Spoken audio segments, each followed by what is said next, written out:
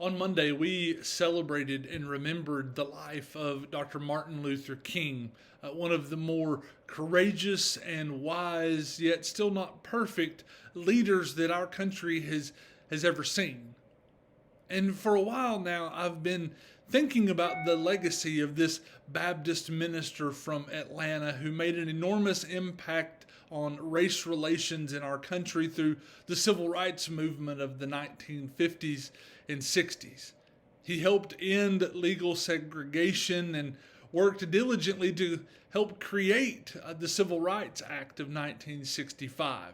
All of these efforts combined to help him win the Nobel Peace Prize in 1964.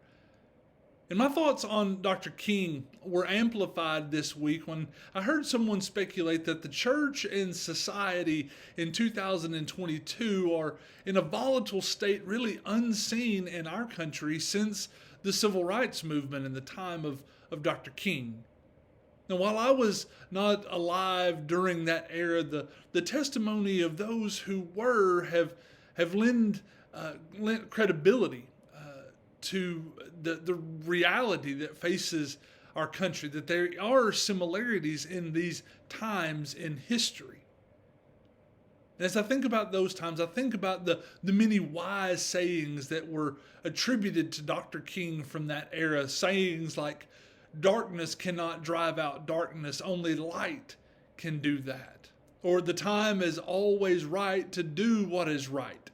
Or injustice anywhere is a threat to justice everywhere. And while those are all important and relevant sayings, probably one of my favorite sayings, or my favorite saying from Dr. King, is this: that we must learn to live together as brothers and sisters, or perish together as fools. We must learn to live together as brothers and sisters, or perish together as fools.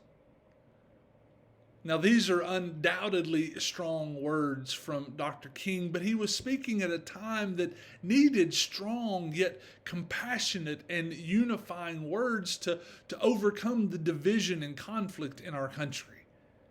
And as we still find ourselves living in a divided world of injustice and conflict, my hope for us today is that the words of Dr. King not only echo in our hearts, but they challenge us and they reveal themselves in the way that we share God's love and peace and hope and God's justice and reconciliation. We share those things with the world around us in real, tangible ways. Now, I hope you all are doing well and you're staying safe, and I look forward to gathering together with you in worship either on site or online on Sunday morning beginning at 8:30. And I hope you have a great rest of the day, and God bless.